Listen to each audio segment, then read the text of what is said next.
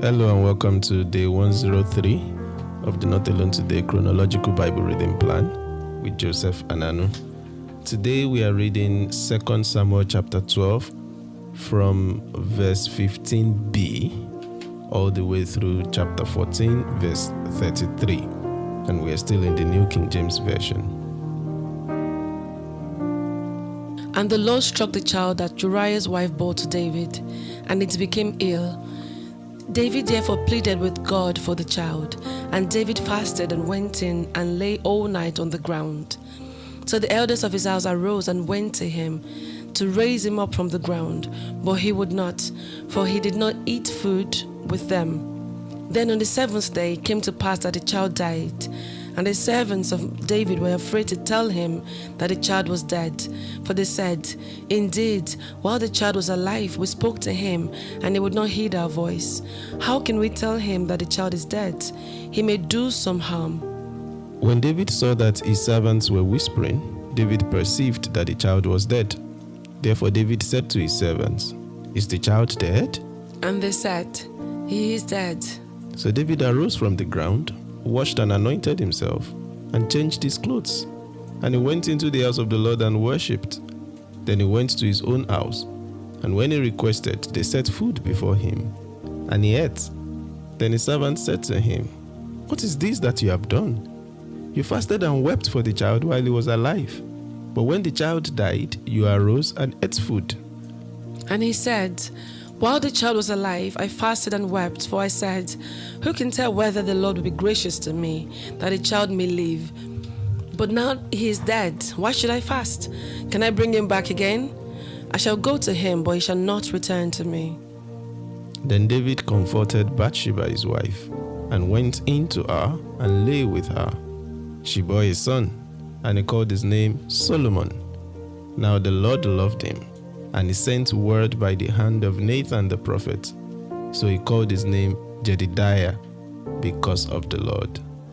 Now Joab fought against Rabbah of the people of Ammon and took the royal city.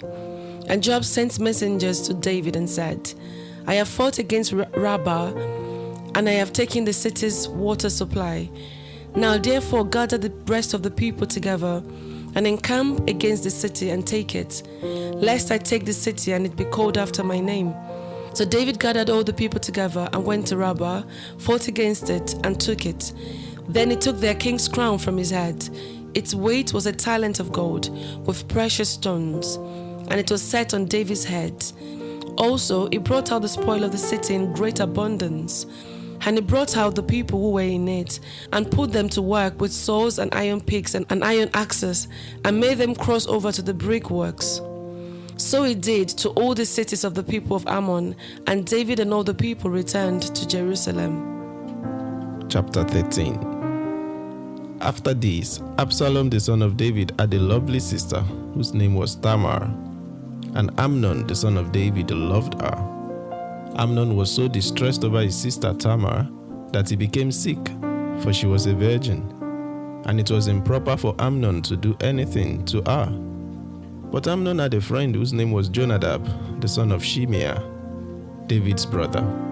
Now Jonadab was a very crafty man, and he said to him, "Why are you, the king's son, becoming thinner day after day? Will you not tell me?" Amnon said to him, "I love Tamar, my brother Absalom's sister." So Jonadab said to him, "Lie down on your bed and pretend to be ill. And when your father comes to see you, say to him, 'Please, let my sister Tamar come and give me food, and prepare the food in my sight, that I may see it and eat it from her hand.'" Then Amnon lay down and pretended to be ill. And when the king came to see him, Amnon said to the king, "Please let Tamar my sister come and make a couple of cakes for me in my sight, that I may eat from her hand." And David sent home to Tamar, saying, "Now go to your brother Amnon's house and prepare food for him." So Tamar went to her brother Amnon's house, and he was lying down. Then she took flour and kneaded it, made cakes in his sight, and baked the cakes. And she took the pan and placed them out before him, but he refused to eat. Then Amnon said, "Have everyone go out from me." And they all went out from him. Then Amnon said to Tamar, "Bring the food into the bedroom, that I may eat from your hand." And Tamar took the cakes which she had made and brought them to Amnon her brother in the bedroom. Now when she had brought them to him to eat, he took hold of her and said to her, "Come lie with me, my sister." But she answered him, "No, my brother, do not force me, for no such thing should be done in Israel. Do not do this disgraceful thing. And I, where could I take my shame? And as for you, you be like one of the fools in Israel. Now therefore, please speak to the king, for he will not withhold me from you." However, he would not heed her voice, and being stronger than she, he forced her and lay with her. Then Amnon hated her exceedingly, so that the hatred with which he hated her was greater than the love with which he had loved her. And Amnon said to her, "Arise, be gone." So she said to him, "No, indeed, this evil of sending me away is worse than the other that you did to me." But he would not listen to her. Then he called his servant who attended to him and said, "Here, put this woman out, away from me, and bolt the door behind her." Now she had on a robe of many colors, for the king's virgin daughters wore such apparel. And his servant put her out and bolted the door behind her. Then Tamar put ashes on her head and tore a robe of many colors that was on her, and laid her hand on her head and went away crying bitterly. And Absalom her brother said to her, "Has Amnon your brother been with you? But now hold your peace, my sister. He is your brother. Do not take this thing to heart." So Tamar remained desolate in her brother Absalom's house. But when King David heard of all these things, he was very angry. And Absalom spoke to his brother Amnon, neither good nor bad. For Absalom hated Amnon, because he had forced his sister Tamar. And it came to pass after 2 full years, that Absalom had sheep shearers in Baal-Azor, which is near Ephraim. So Absalom invited all the king's sons. Then Absalom came to the king and said, "Kindly note, your servant has sheep shearers. Please let the king and his servants go with your servants." But the king said to Absalom, "No, my son, let us not all go now, lest we be a burden to you." Then he urged him, but he would not go, and he blessed them. Then Absalom said, "If not, please let my brother Amnon go with us." And the king said to him, "Why should he go with you?" But Absalom urged him, so he let Amnon and all the king's sons go with him. Now Absalom had commanded his servant, saying, "Watch now, when Amnon's heart is merry with wine, and when I say to you, 'Strike Amnon,' then kill him. Do not be afraid. Have I not commanded you? Be courageous and valiant." So the servants of Absalom did to Amnon as Absalom had commanded. Then all the king's sons arose, and each one got on his mule and fled. And it came to pass, while they were on their way, that news came to David, saying, "Absalom has killed all the king's sons, and not one of them is left." So the king arose and tore his garments, and lay on the ground, and all his servants stood by with their clothes torn. Then Jonadab, the son of Shimeah, David's brother, answered and said, "Let not my lord suppose they have killed all the young men, the king's sons, for only Amnon is dead. For by the command of Absalom this has been determined from the day that he forced his sister Tamar. Now therefore, let not my lord the king take the thing to his heart, to think that all the king's sons are dead, for only Amnon is dead."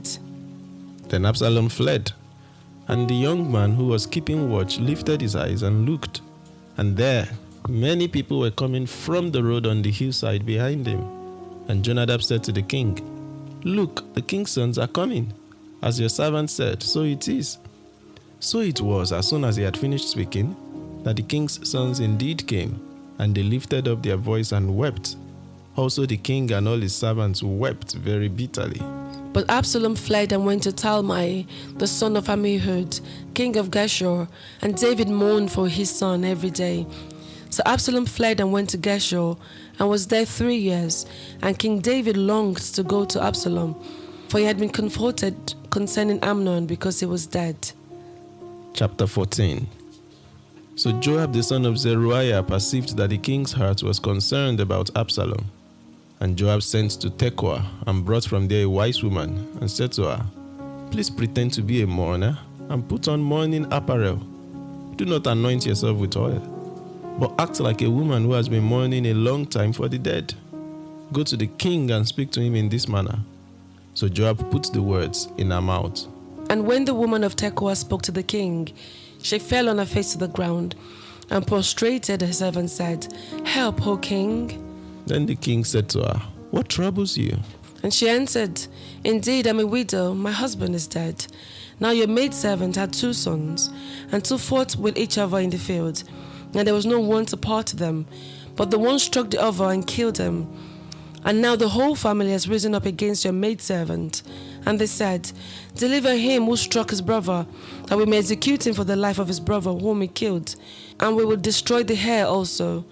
So they would extinguish my ember that is left, and leave to my husband neither name nor remnant on the earth." Then the king said to the woman, "Go to your house, and I will give orders concerning you."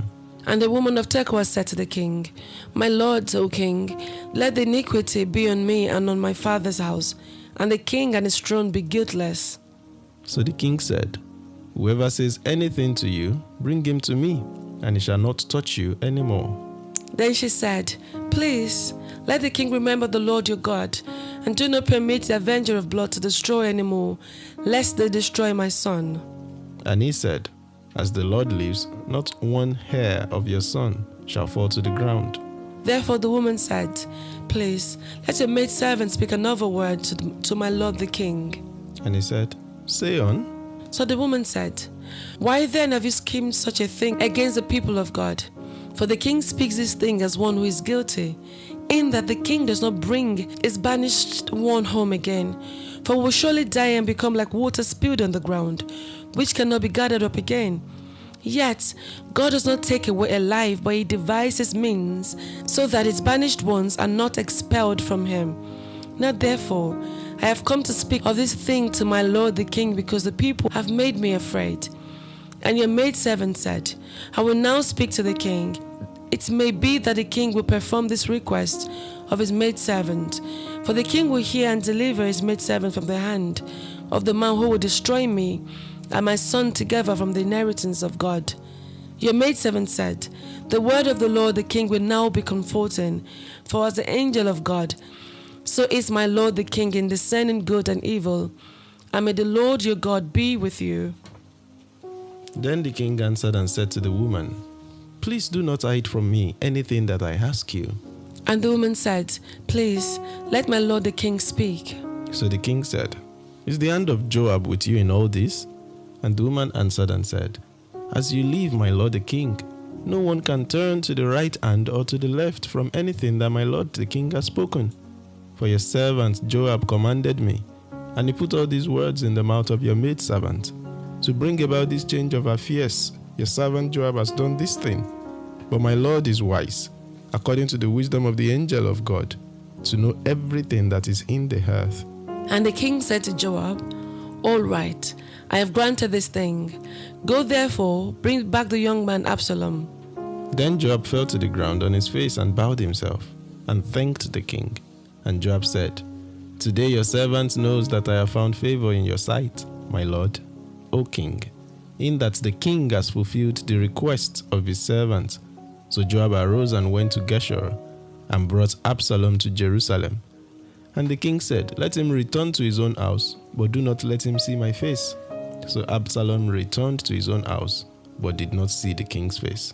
Now in all Israel there was no one who was praised as much as Absalom for his good looks. From the sole of his foot to the crown of his head, there was no blemish in him. And when he cut the hair on his head, at the end of every year he cut it because it was heavy on him. When he cut it, he weighed the hair of his head at 200 shekels according to the king's standard. To Absalom were born 3 sons and 1 daughter whose name was Tamar. She was a woman of beautiful appearance. And Absalom dwelt 2 full years in Jerusalem, but did not see the king's face. Therefore Absalom sent for Joab to send him to the king, but he would not come to him. And when he sent again the second time, he would not come. So he said to his servants, "See, Joab's field is near mine, and he has barley there. Go and set it on fire." And Absalom's servants set the field on fire. Then Joab arose and came to Absalom's house and said to him, "Why have your servants set my field on fire?" And Absalom answered Joab, "Look, I sent to you saying, 'Come here, so that I may send you to the king to say, why have I come from Geshur? It will be better for me to be there still. Now therefore let me see the king's face. But if there is iniquity in me, let him execute me.'" So Joab went to the king and told him. And when he had called for Absalom, he came to the king and bowed himself on his face to the ground before the king. Then the king kissed Absalom.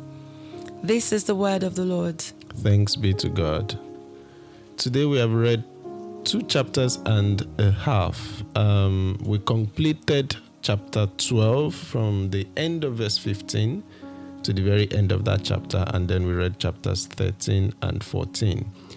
In the conclusion of chapter 12, we saw the account of the death of David's son, how David prayed while the boy was sick, having been struck by the Lord, and then when he was dead, his countenance changed. He went into the house of the Lord, worshipped, and asked for food. And the people were surprised, and he said, "Of course, I've prayed, but there is nothing I can do that can reverse the death. Now it is for me to go to him, but he shall not return to me." We also told about the birth of Solomon, whom the Lord loved so much so that he sent an additional name through prophet Nathan, so that his name should also be called Jedidiah. And finally, we read about how Reba was captured.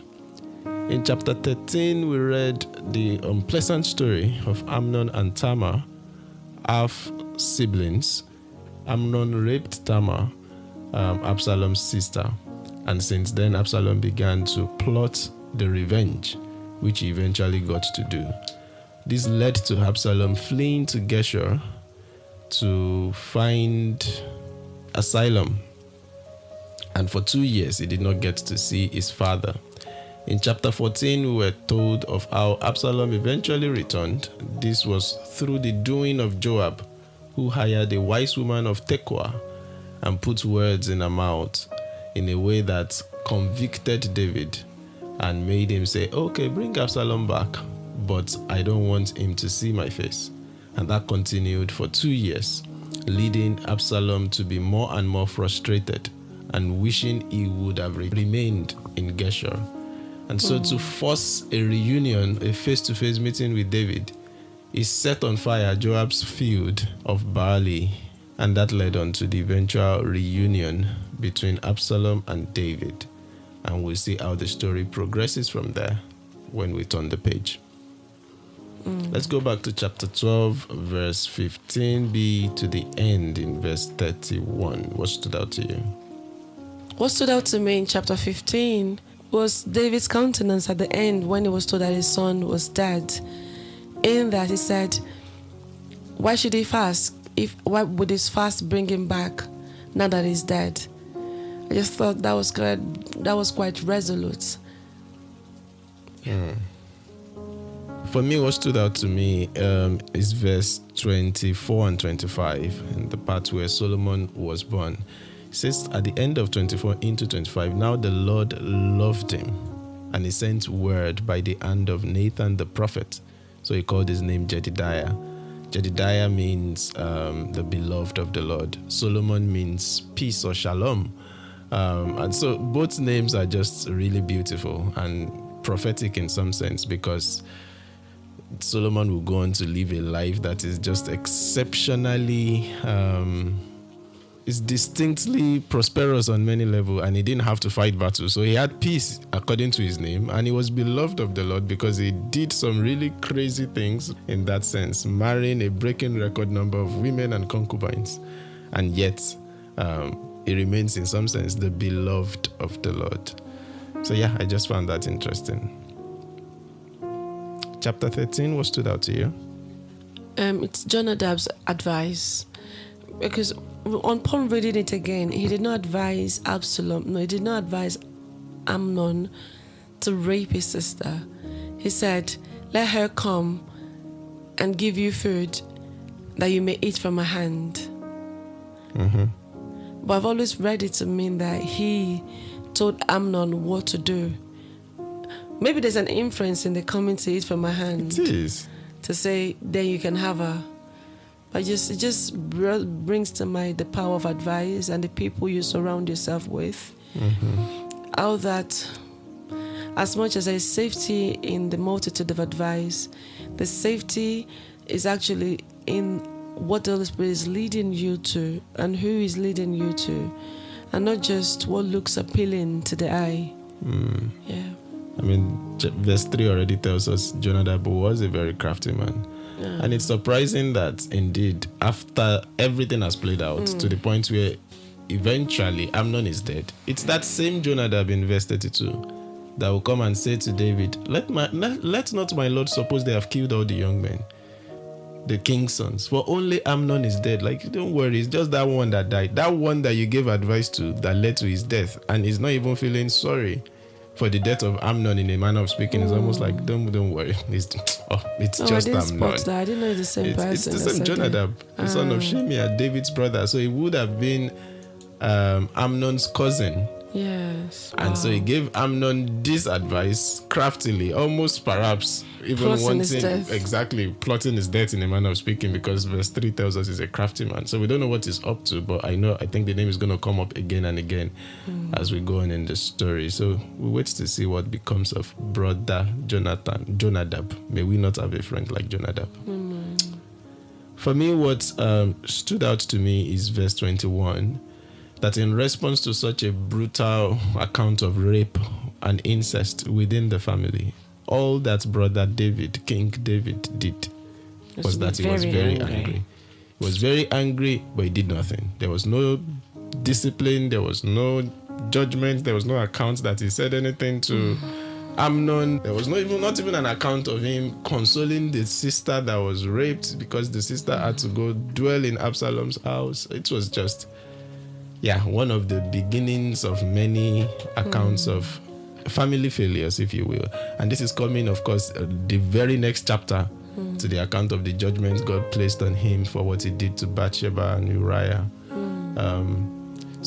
Perhaps he himself is paralyzed by guilt, knowing his own moral failings, so much so that he feels incapable to go on to correct his own children that were misbehaving, because he knew he himself had misbehaved. But maybe not.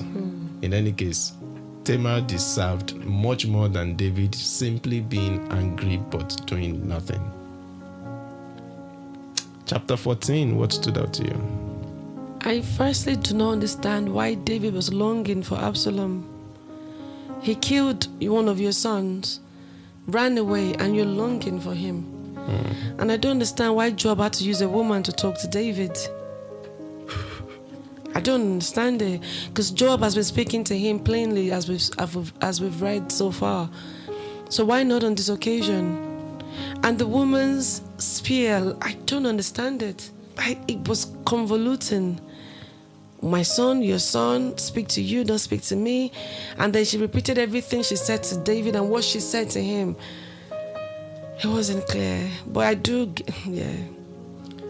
Yeah, of course, on the one, and these are not our words. Everything is being plotted by Joab, saying how much David longs for Absalom, and he wanted to just orchestrate the way for that to happen. And so he repeats the same sort of approach that Nathan used to bring the judgments to David. Nathan told a story that David connected to, so much so that he felt like whoever has done that should be killed. And then Nathan said, "You are the one." It's almost a similar thing here, except this woman was not said to be a prophetess. She was just a wise woman from Tekoa. And she also comes and gives a story that David can relate to, because literally this story has played out in David's very own family. Whether or not he recognized it at the time, we don't know. But after he had assured the woman that, don't worry, that kind of son that did that and all that, I will ensure that he's protected and things like that. And then the woman turns the table around, as Joab has instructed her to do, and says, this is exactly what's going on in your home. So why won't you bring your son Absalom back? And then, of course, immediately David could see through that and say, this is not you speaking, this is Joab. Is the finger of Joab in all of this? And the woman said, of course it is. And it's an interesting follow-on chapter. It is. But eventually, Absalom was allowed to return, but not to see David's face. It just doesn't, I don't get it. So Absalom returned to his house, but did not see the king's face. You were longing for him. Now he's somewhere in your vicinity, but you still can't see each other for 2 years. It's still as good as just living in there. And of course, I don't know why he had to return. When someone kills someone, they have to flee to a city of refuge. And when they flee to that city of refuge, it's until the judge dies there, or a trial has been held where he killed the person or something. That is when he should return. Why would David long for a murderer? Not once did he actually talk to Absalom about what he did. But he longed for him. He just killed your son and you're longing for him. he just killed his son, but he's also his son. But that does not detract from him. The action he did, and the picturing of Absalom's weight of hair and him being without blemish, all got me cross-eyed. Like, does that mean he can then kill like that and get away with it? Then, as though they're trying to explain that was why David was longing for him. We are getting ahead of ourselves a bit, because as the story progresses, we're going to see more and more leading on to eventually Absalom's death and how that almost shattered David. So there is no doubt about the fact that David actually genuinely loves Absalom. But of course, he wrote himself into the negative side of history in David's accounts. But we're going to see more and more into that. So it's going to get worse. But I think all of these questions we're having, Anu, is just again highlighting how the judgment is beginning to play out. The sword shall not depart from the house of David. And now we're beginning to see what that looks like. That doesn't necessarily look like physical sword. It looks like plottings. It looks like, absent fatherism. It looks like absent sonism, if there's anything like that. Because how do you describe the fact that your son is in your vicinity but cannot come into your presence? And all of these are complications. It looks like rape. It looks like incest. All within the family, and that's the sword not departing from his house. And just reminds us that indeed sin has consequences, and to practice righteousness as a lifestyle, nothing beats it. And we don't get to do it on our own or of our own strength and power, but we enjoy in the new covenant the indwelling Spirit of God to empower us to live in ways that please the Father. Yeah. Yes. And on that note, we'll call it a day on day 103. We'll cross the page on day 104 as we continue in the story. Turning the page in 2 Samuel 15, we'll also look at Psalm 3, and then we'll continue into 2 Samuel 16, and then consider Psalm 7. So join us again as we continue in this journey. But till then, just remember, you're not alone. Today, God bless you.